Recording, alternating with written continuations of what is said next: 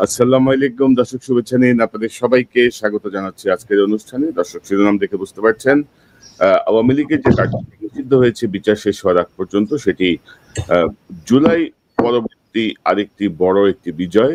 এবং রাষ্ট্র সংস্কারের পরবর্তী পদক্ষেপ কি, কোন জায়গাগুলো এখন ছাত্র জনতাকে তাদের ভূমিকা রাখতে হবে, সেই বিষয়টি নিয়ে আমরা আজকে একটু কথা বলবো। আমার সঙ্গে যোগ দিচ্ছেন, আমি যদি পরিচয় করিয়ে দিই, ইতিমধ্যে আপনারা জানেন, আমি যদি পরিচয় করিয়ে দিই, আপনাদের অত্যন্ত প্রিয় মানুষ পিনাকি ভট্টাচার্য। আর কোনো বিশেষণের কিছু নাই, দাদা আপনাকে স্বাগত জানাচ্ছি। জি, আবারও ঈদ মোবারক। যোগ দিচ্ছেন, ঈদ মোবারক। যোগ দিচ্ছেন আপনাদের আরেক প্রিয় মানুষ, সাংবাদিক ইলিয়াস হোসেন। ইলিয়াস, আপনাকে স্বাগত জানাই। ঈদ মোবারক। সবাইকে নিয়ে এই আলোচনাটা গতকালই করতে চাইছিলাম, কিন্তু পিনাকিদা ছিলেন প্যারিসের বাইরে, ইলিয়াসও ব্যস্ত ছিল, কথা হলো না। তো দাদা, এই যে ধরেন অবশেষে আওয়ামী লীগের এই কার্যক্রম আসলে নিষিদ্ধ হলো, মানে বিচার শেষ হওয়ার আগ পর্যন্ত, তো এটা কতটুকু কার্যকর হবে বলে মনে করেন, বা এই মুহূর্তে করণীয় কি? কারণ আমরা তো ধরেন নানা রকমের ধানাই বানাই দেখছি, তো উপদেষ্টা পরিষদের ভিতরেই যে অবস্থা দেখি আর কি হাসিনা লোকজনের, তো তাতে আপনি কি মনে করছেন এই জায়গাটা? এখান থেকে আমি একটু আলোচনা শুরু করি। প্রথম বিষয়টা হচ্ছে যে এটা তো অনেক আগে হওয়ার কথা ছিল, এবং উপদেষ্টা পরিষদ কিন্তু গত বছরই একটা সিদ্ধান্ত নিয়েছিল যে আওয়ামী লীগের কার্যক্রম এটা বন্ধ থাকবে। কিন্তু এটার আইনি প্রক্রিয়া কি হবে, কিভাবে এটাকে ইমপ্লিমেন্ট করা হবে, আবার পশ্চিমা বিশ্বের একটা চাপ ছিল। পশ্চিমা বিশ্বের চাপটা কিন্তু আবার এটা পশ্চিমা বিশ্বের নিদর্শন। ইন্ডিয়া থেকে পশ্চিমা বিশ্বকে দিয়ে বলানো যে আওয়ামী লীগকে আসলেই নিষিদ্ধ হবে, কারণ ইন্ডিয়ার একটা বড় ধরনের চিন্তা আছে যে সত্যিকার অর্থে আওয়ামী লীগ যদি বাংলাদেশের রাজনীতি থেকে চলে যায়, তাহলে আমার স্টেকটা কে দেখবে। অবশ্যই এই ক্ষেত্রে আমি মনে করি যে এখন তাদের স্টেক দেখার লোকজন হয়ে গেছে আর কি।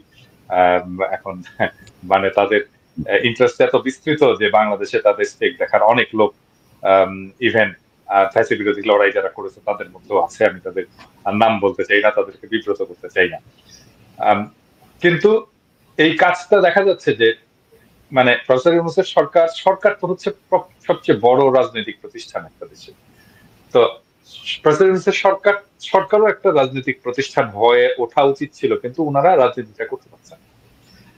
দেখা যাচ্ছে যে রাজনৈতিক প্রশ্নে ওনারা সিদ্ধান্তহীনতায় ভুগছেন, দোদুল্যমান আছেন, এবং জনগণের তরফ থেকে যখন একটা চাপ আসে, যখন সে রাজপথে একটা শক্তি দেখে, তখন সে রাজনৈতিক সিদ্ধান্তটা নিতে সফল হয়, যেটা আমরা দেখেছি 32 নম্বর জয় বাংলা করার সময়।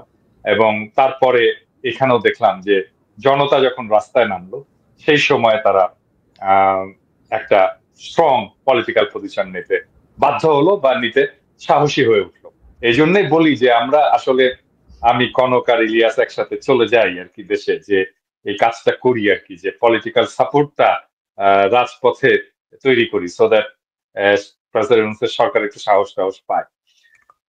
আমার মনে হয় যে যেইটুকু এখন অগ্রসর হয়েছে সেটা ভালো হয়েছে, এবং যেই পলিটিক্যাল অ্যালায়েন্সটা গড়ে উঠেছে রাজপথে এই আওয়ামী লীগ নিষিদ্ধের প্রশ্নে, সেটা একটা খুবই গুরুত্বপূর্ণ বিষয়। এবং আমি এটা মনে করি এটা মার্চ ফর গাজার সাবসিকুয়েন্ট স্টেপ, যেখানে যেই রাজনৈতিক শক্তিটা গড়ে উঠছে একটা ফ্যাসি বিরোধী পিওর রাইট ন্যাশনালিস্ট এবং স্ট্রং, আমি যেটা বলবো যে close to our religious culture, এরকম একটা পলিটিক্যাল ফোর্স তৈরি হয়ে উঠছে।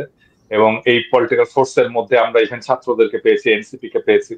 এটা আমাদের একটা খুবই বড় অর্জন হয়েছে যে আমাদের একটা প্ল্যাটফর্ম তৈরি হয়েছে, যে প্ল্যাটফর্মের উপরে ভর করে আমরা ভবিষ্যতের রাজনীতির পথে অগ্রসর হব। এবং আমার মনে হয় এটাই আগামী বাংলাদেশের নেতৃত্ব দেবে, এই প্ল্যাটফর্মটাই বাংলাদেশের আগামী নেতৃত্ব। দাদা, আমি আবার আসছি আপনার কাছে। তো ইলিয়াস একটু আপনার কাছে শুনি, এই যে ঈদ মোবারক, আওয়ামী লীগ যে কার্যক্রম যে নিষিদ্ধ হলো, আসলে কতটুকু কার্যকর হবে, বা এই মুহূর্তে আপনি কি মনে করছেন, আপনার পর্যবেক্ষণটা কি? কনক ভাই, আপনি সবাইকে ঈদ মোবারক। আগে আপনি কালকে জ্যাকসন হাইটে ছিলেন।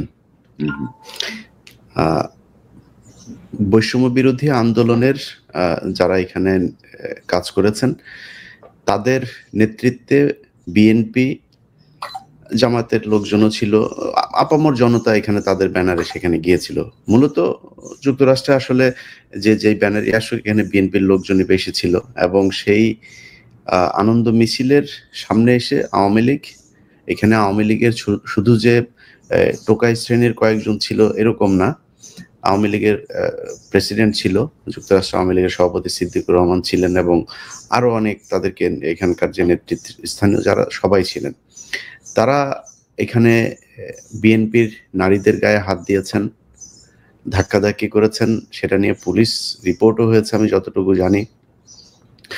তো একটা জিনিস চিন্তা করেন কনক ভাই, আপনি যখন এখানে ছিলেন, আমাদের এখানে যে কজন আছে সবার পরিবারের উপরেই ছোটখাটো হয়েছে, কিন্তু সরাসরি যদি বলি পরিবারের সদস্যদের উপরে আপনার বোনকে ধরে নিয়ে গিয়েছেন। আমি যেদিন 21 টেলিভিশনের চেয়ারম্যান যেদিন জেলে যান, সেদিন আমার ছোট ভাই বাংলাদেশের একটা বেসরকারি টেলিভিশনে সাংবাদিকতা করতো, সেই রাতেই তাকে সেখান থেকে স্যাক করা হয়েছে, এবং সে অফিসে যায়নি, তার সেই বেতন ভাতা সেই জিনিসগুলো আপনার ফেরত দেওয়া হয়নি এখন পর্যন্ত। আপনার বোনকে ধরে নিয়ে যাওয়া হয়েছে, পিনাকি ভট্টাচার্য ওনার পরিবারের উপরেও নানান ধরনের নির্যাতন এগুলো করা হয়েছে।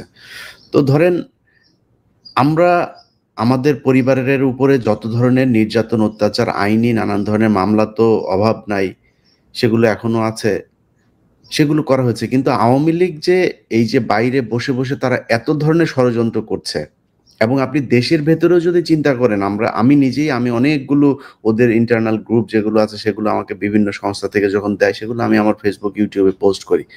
সেই তথ্য ধরে কিন্তু তাদেরকে ধরা সম্ভব, মোবাইল নাম্বারগুলো সেখানে থাকে, এটা ধরে 1 মিনিটের ব্যাপার তাদের ট্রেস করা যে তারা কোথায় আছে, তাদেরকে ধরা হয় না।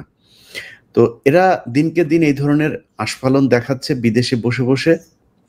আমরা এখানে বসে অনেক কথা বলেছি, আমরা ইউটিউবে আমরাও এখানে আমাদের যে অ্যাক্টিভিটি সেগুলো করেছি, কিন্তু কোনোদিন কারো গায়ে হাত তুলে না, কারোর সাথে মারামারি করে না, বরং এরা ওই সময় আমাদের সাথে মারামারি করতো, এখনো করছে। তো বাংলাদেশ তো এখন পরিবর্তন হয়েছে, এখনো তাদেরকে এগুলো করতে দেওয়া যাবে না। তো আমরা কারোর বাড়িতে যে হামলা হোক, কারো পরিবারের মানুষের উপরে আঘাত করা হোক, আমরা এটা চাই না, একদমই চাই না আমরা। কিন্তু তাদের তো দেশে তাদের ব্যাপারে তো আইনি ব্যবস্থা নিতে হবে, এটা আমি মনে করি নেওয়া খুবই জরুরি। আর আরেকটা বিষয়, আমাদের গতকালকে আমি পরে যেটা শুনলাম যে আমাদের জুলকারনাইন সায়ের সহ আরো অনেকেরই এই বিশেষ করে কয়েকটা টেলিভিশন চ্যানেলকে ভারতে নিষিদ্ধ করা হয়েছে, সেই সাথে আমি, আপনি, পিনাকিদা, আমাদের চ্যানেলগুলো তো নিষিদ্ধ আছেই। এখন এটার ব্যাপারে ধরেন বাংলাদেশ সরকার কি পদক্ষেপ নিয়েছে বা নিচ্ছে এখনো পর্যন্ত আমরা জানি না। এটার সুস্পষ্ট একটা ব্যাখ্যা সরকারের পক্ষ থেকে আসতে হবে। প্রথমত হচ্ছে, বাংলাদেশের মানুষ ভারতীয় টেলিভিশন চ্যানেল এই দেশে থাকুক এটা চায় না। এই দেশের মানুষের পারিবারিক যত বিশৃঙ্খলা তৈরির জন্য দায়ী হচ্ছে ভারতীয় এসব সিরিজ, ভারতীয় এসব টেলিভিশন চ্যানেল। এর বাইরেও যদি আপনি চিন্তা করেন, পৃথিবীর ভেতরে সবচাইতে বেশি প্রোপাগান্ডা ছড়ানোর মেশিন হচ্ছে এই ভারতীয় মিডিয়া। তারা কেন আমাদের সরকারের বিরুদ্ধে মিথ্যাচার করার পরেও এই দেশে চলমান থাকবে? এই ব্যাপারেও সরকারকে একটা সুস্পষ্ট নিতে হবে। আর আপনি যে প্রশ্নটা করেছেন যে নিষিদ্ধের ব্যাপারে, দেখেন নিষিদ্ধের এখানে আমার যাদের সাথে আলাপ হচ্ছিল, যারা এটার সাথে ছিলেন, তাদের অনেকের সাথেই কথা হচ্ছিল, এবং আমাদের একটা আলটিমেট টার্গেট ছিল যে আমি তাদেরকে যেটা বলেছিলাম যে ভাই, হতে পারে সরকার এখানে কোনো কিছুই করবে না, কিন্তু তারপরও একটা মেসেজ সরকারকে দিতে হবে যে ভবিষ্যতে তারা যেন এই আওয়ামী লীগকে নিয়ে কোনো ধরনের নতুন করে নির্বাচনে আনা, আওয়ামী লীগকে রাজনৈতিক কর্মসূচি পালন করতে দিতে হবে। আরেকটা অন্য ওই যে ওয়াকার যে ধরনের আওয়ামী লীগ আনতে চেয়েছে, রিফাইন আওয়ামী লীগ, এই ধরনের কথাবার্তা যেন বলতে না পারে, এই ধরনের একটা মেসেজ তাদেরকে দেয়া। সো আমার মনে হয় তার চাইতে অনেক বেশি কিছু হয়েছে। তারপরেও ধরেন যদি আপনি মনে করেন আওয়ামী লীগকে নিষিদ্ধের চিন্তা করা যায়, আর যে দাবিটা উঠেছিল সেটা করাতে সমস্যা কোথায় ছিল?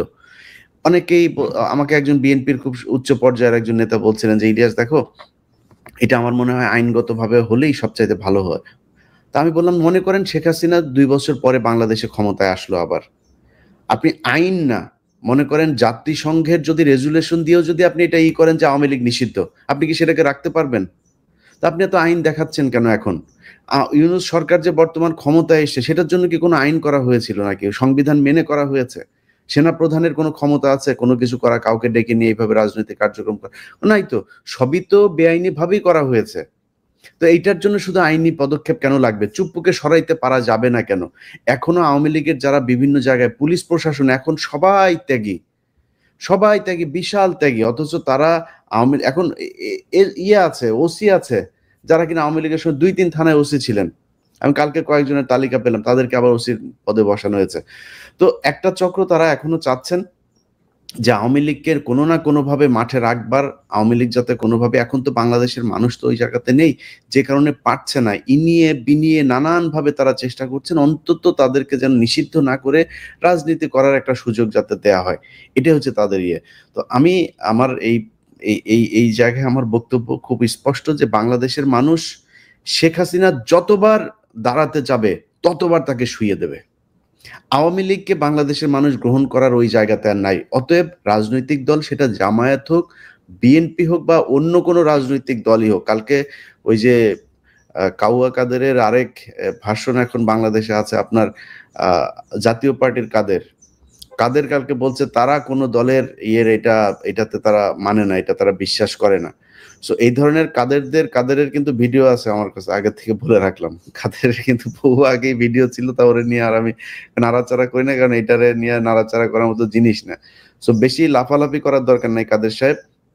কাদের সহ বিএনপি, জামায়াত যারাই আওয়ামী লীগকে জায়গা দিতে চাবেন, বাংলাদেশের মানুষ তাদেরকে বরং আওয়ামী লীগের মতো নিষিদ্ধের জায়গায় নিয়ে যাবে।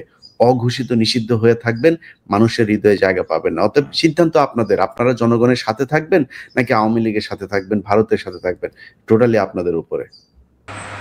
প্রিয় দর্শক, এতক্ষণ আমরা ওনার কথাগুলো শুনছিলাম এবং ওনারা জুলাই আগস্টের সময়গুলোতে এবং বেশ কিছু বছর ধরে তারা কিন্তু জনগণকে উদ্বুদ্ধ করার পাশাপাশি জনগণকে জাগ্রত করার যে বিভিন্ন ক্ষেত্রে তারা কিন্তু কথা বলেছেন এবং বিভিন্ন ব্যক্তির বিভিন্ন দুর্নীতির ইস্যুগুলো কিন্তু ওনারা সামনে নিয়ে এসেছেন এবং ওনাদের যে সোশ্যাল মিডিয়া ইনফ্লুয়েন্স, সেটি কিন্তু বাংলাদেশের মানুষের ক্ষেত্রে একটি গুরুত্বপূর্ণ ভূমিকা পালন করে এবং তাদের এই কার্যকলাপে কিন্তু দেশের মানুষ উদ্বুদ্ধ হয়ে কিন্তু পরবর্তী সময় একটি আন্দোলনের একটি পরিভাষা খুঁজে পায়। সেই জায়গায় কিন্তু তারা সার্থক হিসাবে কিন্তু সোশ্যাল মিডিয়া তারা ব্যক্তিত্ব হিসেবে কাজ করছেন এখনও এবং তারা ওনাদের যে চিন্তাভাবনা বাংলাদেশকে নিয়ে, সেটা বাংলাদেশের মানুষও একটা লেভেল অন করে তাদের চিন্তাভাবনাগুলো। সেই জায়গায় কিন্তু ভবিষ্যতের রাজনীতিতে এবং ভবিষ্যতের কর্মকাণ্ডে বা দেশ জাতীয় উন্নয়নের ক্ষেত্রে ওনাদের একটি গুরুত্বপূর্ণ ভূমিকা